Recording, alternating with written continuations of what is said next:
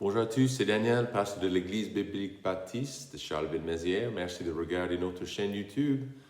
Je suis actuellement au camp pour les jeunes en Belgique, dans un petit coin qui s'appelle Gouvy, pas très loin de la frontière du Luxembourg.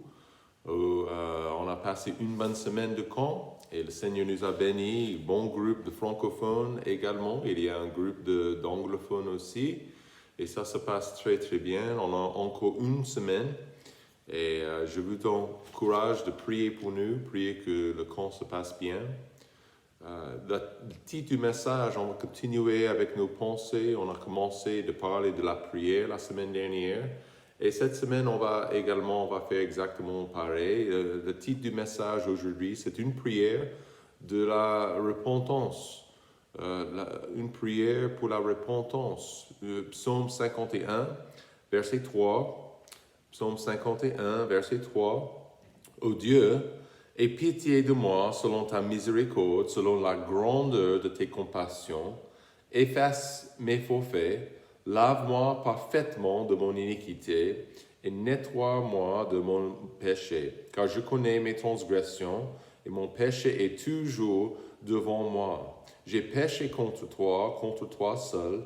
J'ai fait ce qui est mal à tes yeux, de sorte que tu seras juste quand tu parleras et sans reproche quand tu jugeras. Voilà, j'ai été formé dans l'iniquité, ma mère m'a conçu dans le péché. Voilà, tu aimes la vérité dans le cœur. Tu m'as fait connaître la sagesse au-dedans de moi. Purifie-moi de mon péché avec l'hysope, et je serai né. Lave-moi et je serai plus blanc que la neige. Fais-moi entendre la joie et l'allégresse, que les eaux que tu as brisées se réjouissent. Détourne ta face de mes péchés, efface toutes mes iniquités. Ô Dieu, crée en moi un cœur pur et renouvelle en moi un esprit droit. Prions. Père, merci encore de ce passage. Merci pour les principes qui se trouvent dedans. Je te prie que tu bénisses ce message, que tu sois honoré et glorifié. Père, dispose nos cœurs.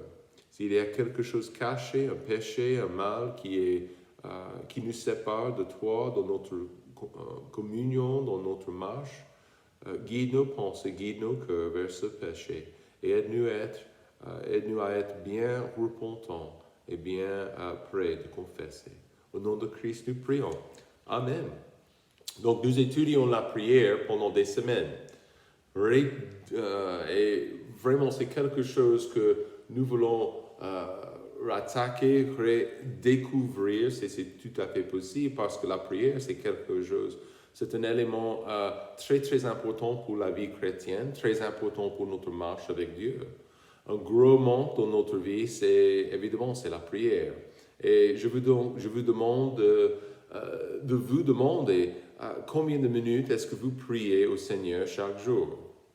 Ok? C'est quelque chose que nous devrions demander, nous devrions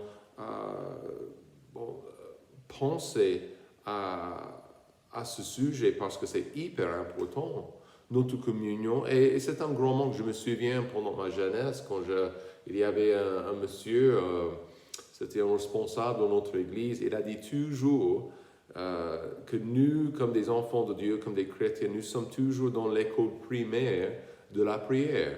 Et maintenant que je suis un peu plus âgé, je suis complètement d'accord. Je vois que c'est quelque chose de manquant dans nos vies. Nous faisons beaucoup d'activités, nous regardons sans cesse sur Facebook, sur les réseaux sociaux, mais pour vraiment prendre le temps pour prier, pour faire une liste de prières, pour prier pour notre assemblée, pour nos frères, pour nos sœurs, c'est manquant. Le contexte de notre passage était David. David, vous pouvez voir verset 2, lorsque Nathan le prophète vint à lui après que David fut allé vers Bathsheba. Donc, juste pour donner un peu de contexte de cette histoire, David, dans 2 Samuel chapitre 11, il avait fait l'adultère avec une de ses voisines. Elle s'appelait, dans verset 2, Bathsheba, apparemment une femme très belle, très gentil, mais le problème ce n'était pas un problème. Bathsheba était mariée à un des responsables dans l'armée de David, monsieur qui s'appelait Uri. Et ce garçon, cet homme, était dans une guerre à l'étranger, très très loin de sa maison. Et David a vu la dame en train de se baigner, se laver dans la nuit. Et il l'a invité de venir. Il a forcé, il a violé cette femme. Et c'était le point de départ pour beaucoup de malheur pour David. David, plus tard, la dame est venue vers lui pour lui dire qu'elle était enceinte. Ensuite, David a essayé de convaincre Uri de rentrer de la bataille, pour rentrer chez elle, pour essayer de cacher son péché. Ça ne marchait pas. Donc, au fur et à mesure, David a décidé de faire tuer cet homme. Un homme fidèle, un soldat très très doué, mais il a perdu sa vie et c'était un complot de David même, le roi. Super triste. Et de la part de David, super bête. Et David, dans 2 Samuel chapitre 12, Dieu a envoyé son homme, l'homme de Dieu, Nathan le prophète, comme nous voyons en verset 2. Nathan est venu, la Bible dit, il a raconté une fable, juste une histoire par rapport d'une pauvre famille avec un petit agneau qu'un homme riche avait piqué et tué et mangé. Et David était hyper en colère contre cet homme riche. Donc il a décidé qu'on va agir. Et Nathan, en chapitre 12, verset 7, il a dit, vous êtes tué cet homme. Et tout de suite, David, il était conscient, même après 1 an, il n'a pas marché pendant 1 an avec Dieu même. Et il a expérimenté un grand manque dans sa vie. Mais à ce moment-là, quand Nathan il a présenté le péché du roi, c'était un moment très très important pour David. Il serait obligé de dire oui ou non, c'est vrai ou faux. Il serait obligé de dire oui, je dois confesser ce péché. Et dans 2 Samuel, Dieu a envoyé cet homme, Nathan, il a expliqué que voilà, c'était toi. Et David, et voilà, honnêtement, ça c'est exactement ce que Dieu fait dans nos vies des fois. Nous arrivons face à face avec notre propre péché.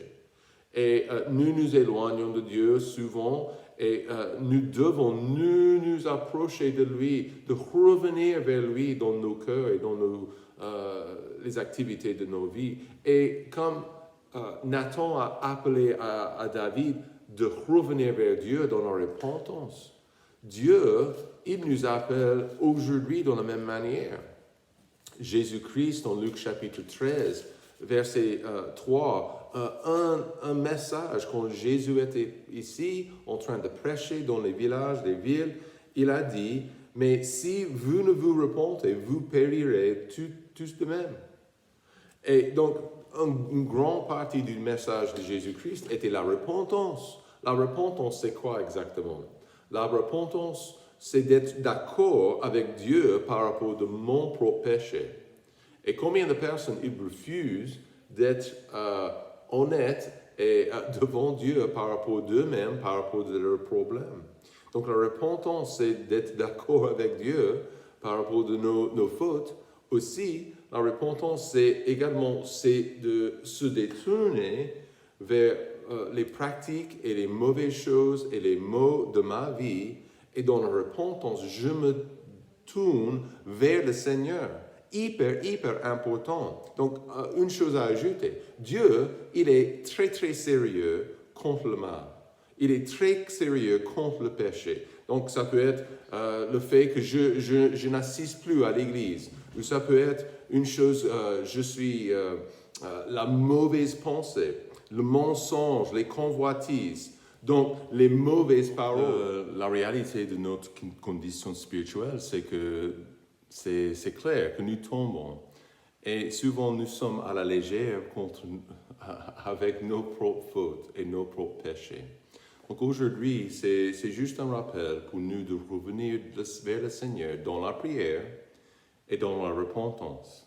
Et encore, la mauvaise pensée, le mensonge, les convoitises, les mauvaises paroles, on a l'impression aujourd'hui que Dieu, il n'est pas content avec de ces voleurs, de ces assassins, les grands péchés. Mais écoutez-moi, Dieu, il déteste le mal dans chaque forme, soit le mensonge de votre bouche, la mauvaise pensée, le mauvais acte, toutes ces choses. Donc Dieu, il est très sérieux. Mais la plupart du temps, notre problème aussi, c'est que souvent nous restons dans l'abus de nos fautes. On a passé une semaine en Belgique et évidemment, vous avez vu les inondations, les images des gens, des sinistres et les problèmes dans les petits villages, les villes, avec des rivières et beaucoup d'eau. Donc, on a vu ça ici en Belgique, pas loin d'ici, il y avait des inondations. Mais la plupart du temps, avec toute la pluie, ça a créé énormément de quoi? De boue.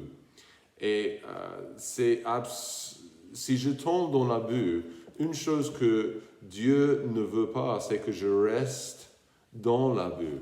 Proverbe chapitre 24, très bon verset, verset 16.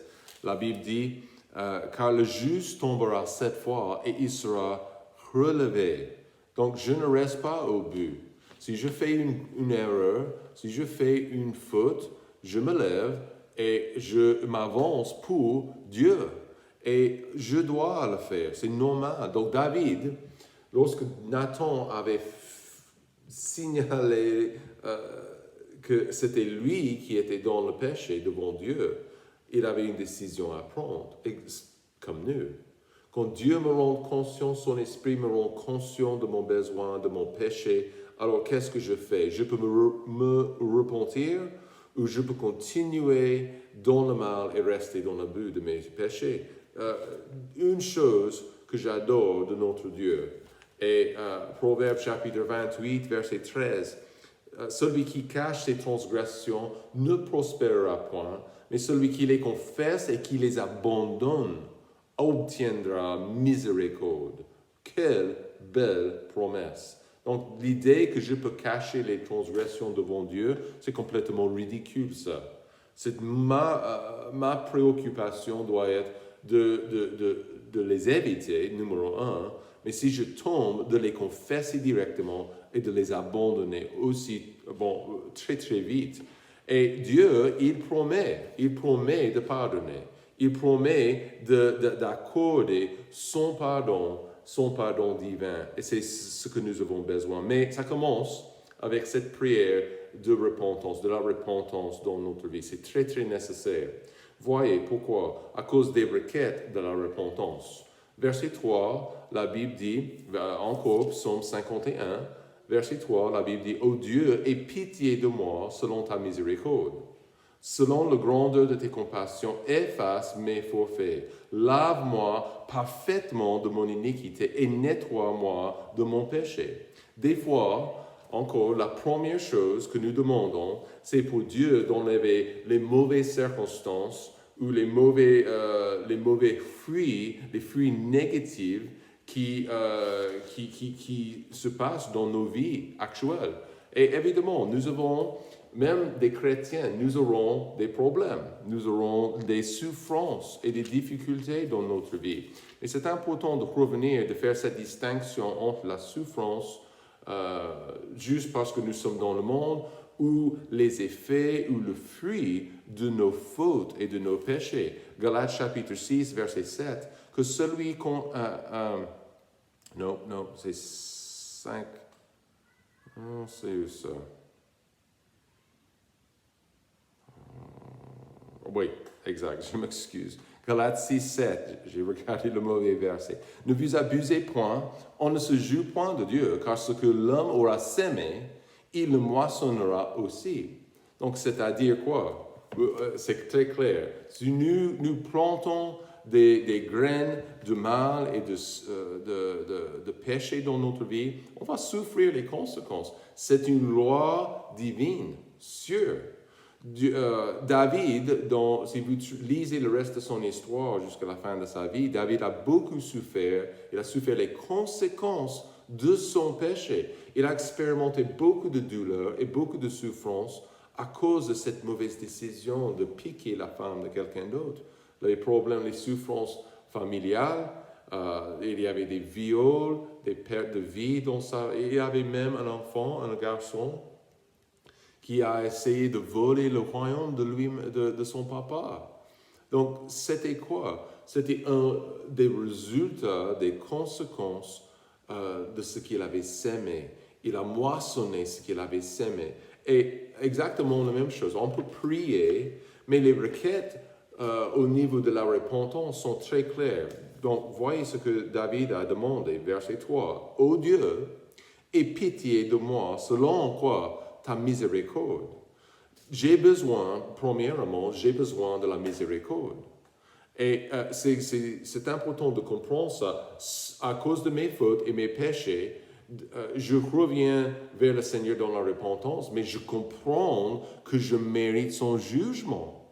Voilà cette demande pour la miséricorde. La miséricorde, c'est quoi? De ne pas me donner ce que je mérite. Vous comprenez? Et voilà ce que j'ai besoin.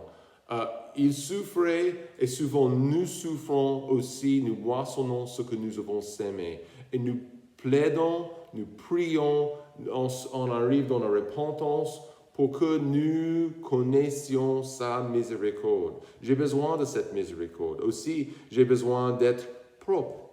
Verset 4, David a demandé, « Lave-moi parfaitement de mon iniquité. » Voilà, dans le mal et dans le péché et dans l'infidélité qui est nos vies souvent, c'est que quoi? Nous sommes impurs, nous sommes sales, nous sommes peut-être à l'extérieur, on a le parfum, nous sommes bien habillés et peut-être ça se passe bien, mais nous savons à l'intérieur de Dieu, de nos cœurs, qu'il y a beaucoup de saleté, beaucoup de mauvaises choses.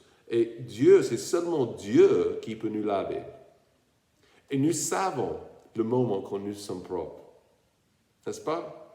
David a demandé, « Lave-moi parfaitement de mon iniquité. Nettoie-moi de mon péché. » Je lave les vaisselles, des fois, il y a une machine à laver pour les vaisselles ici au camp.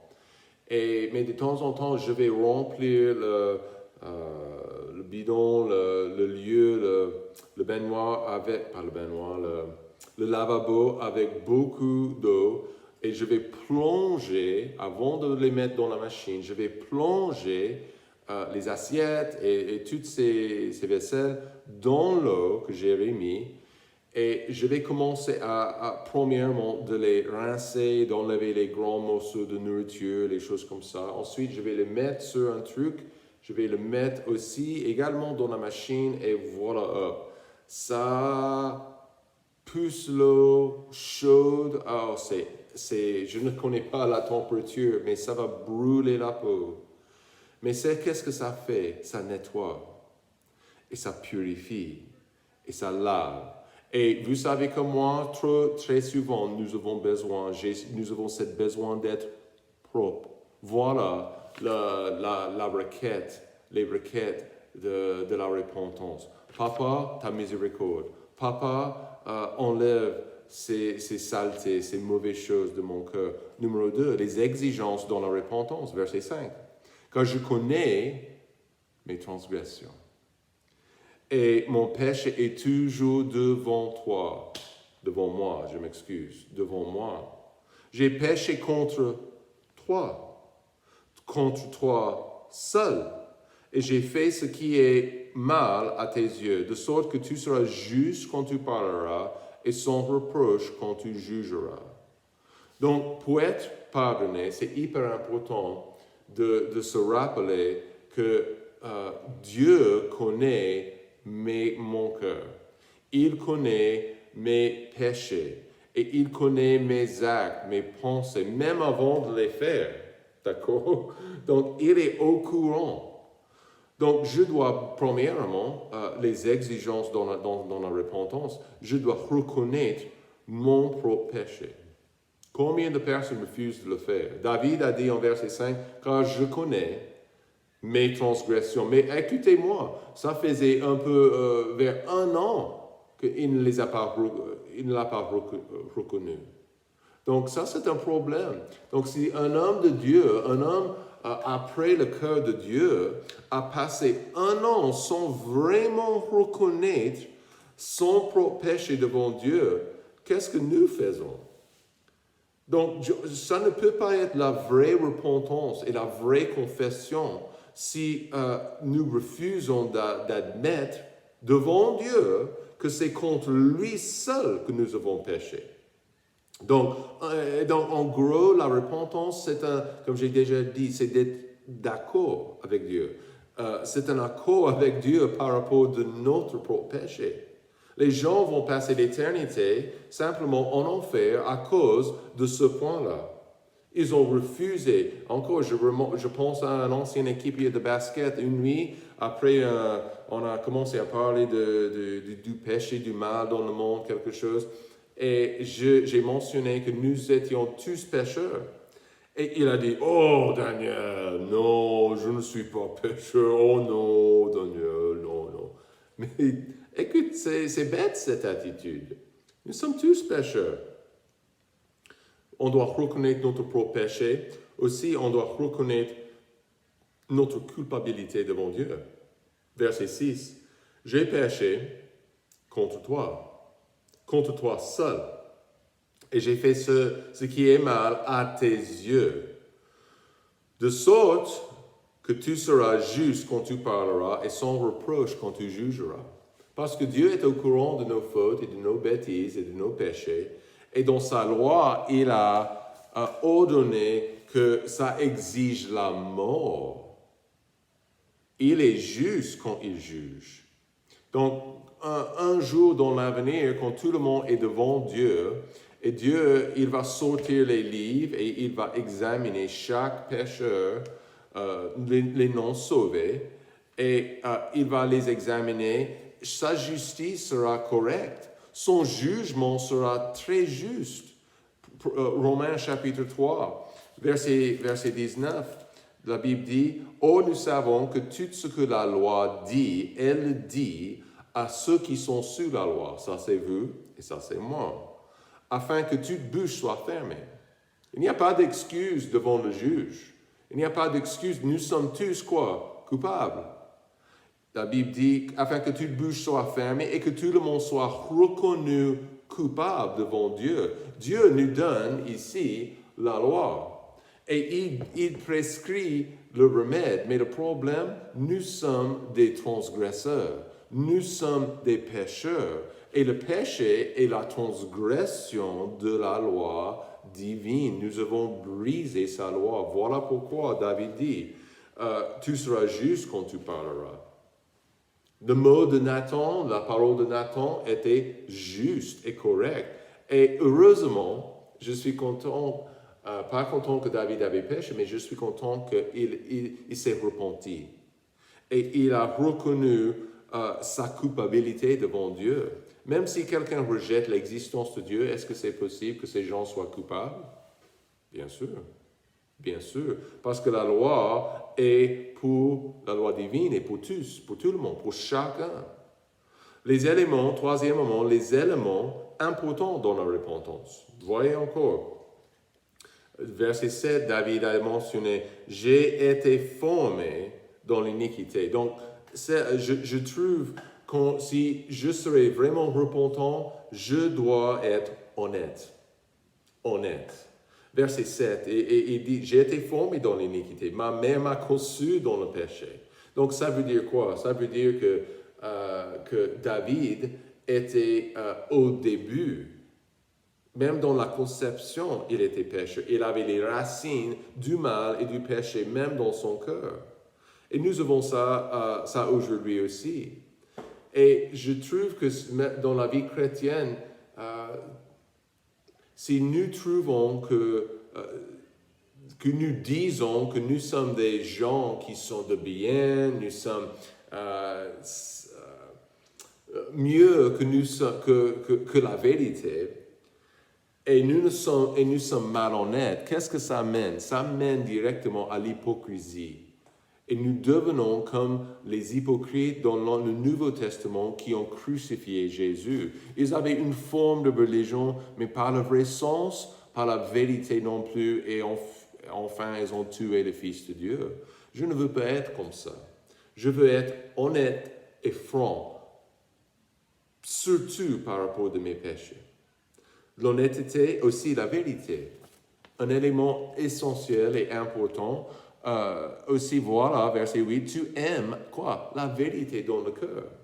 Tu m'as fait connaître la sagesse au-dedans de moi. Donc, ça veut dire que Dieu, il me donne sa vérité. Ce n'est pas ma vérité qui compte. Je suis pécheur. Je suis corrompu. Et heureusement, il m'a sauvé. Mais j'ai toujours cette tendance à faire le mal, à transgresser aussi sa loi. Donc, de plus en plus que je mets la vérité de la parole de Dieu dans mon cœur et dans ma vie, je sais ça ce qu'il aime. Et je sais que c'est ça qui va faire la différence dans mon quotidien et aussi dans ma vie spirituelle. Tu m'as fait connaître la sagesse au-dedans de moi. Naturellement, ce n'est pas dans mon cœur. Je dois le mettre dans mon cœur. Cette sagesse, cette intelligence spirituelle, et franchement, c'est lui qui va m'aider à gagner et à être pur et propre et bien dans ma vie chrétienne. Un autre élément important, la joie. Verset 10, « Fais-moi entendre la joie et l'allégresse, que les eaux que tu as brisées se réjouissent. » En fait, la chose qui est vraiment manquante quand nous ne sommes pas repentants et nous sommes engagés dans le péché, c'est ça, le manque de joie. Le manque de paix, le manque de tranquillité que nous cherchons et que nous avons besoin. Pourquoi? Le péché. C'est pas choquant. J'imagine que David n'a pas passé une super année avant l'arrivée de Nathan. Mais franchement, il s'est trompé, il a fait une grosse erreur. Donc la joie, et la dernière chose, quelque chose d'hyper important, cet élément, c'est le désir. Verset 12. « Ô Dieu, crée en moi un cœur pur et renouvelle en moi un esprit droit. » J'adore ce verset. Ça, c'est un très bon verset, très beau verset pour mémoriser. « Crée en moi un cœur pur. » Ça va prendre un boulot. Ça va prendre beaucoup de temps. Mais si vous avez envie, le Seigneur va vous aider à devenir pur et net et en lui, en votre cœur, en votre esprit droit. Et ça, c'est ce que nous voulons. Ça, c'est ce que nous voulons. Et ça, des éléments importants dans la repentance. Et aujourd'hui, je vous demande, c'est quoi le truc qui vous empêche aujourd'hui? C'est quoi le mal ou le péché qui bloque votre communion avec Dieu? Aujourd'hui, c'est le jour de confesser. Aujourd'hui, c'est le jour de se repentir, de revenir vers lui. Peut-être ce n'est pas quelque chose très, dans votre cœur, dans votre pensée, très mauvais. Mais qu'est-ce que Dieu dit? Et qu'est-ce que Dieu pense? Et à la fin de la journée, c'est la seule chose qui compte. Ce qu'il pense et ce qu'il dit.